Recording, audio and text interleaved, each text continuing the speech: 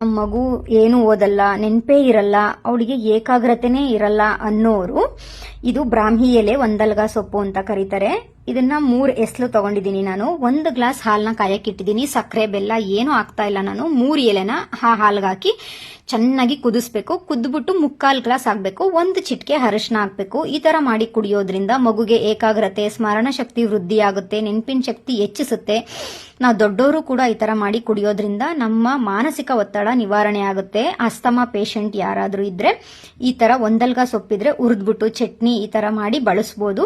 ಹಾಗೆ ಡ್ಯಾಂಡ್ರಫ್ ಯಾರ್ಯಾಗಿರುತ್ತೋ ಈ ಒಂದಲ್ಗ ಸೊಪ್ಪನ್ನ ಪೇಸ್ಟ್ ತರ ಮಾಡಿ ಮೊಸರು ಜೊತೆ ಮೆಂತ್ಯ ಜೊತೆ ನೀಟಾಗಿ ಪೇಸ್ಟ್ ಮಾಡಿ ತಲೆಗೆ ಹಾಕೋಬಹುದು.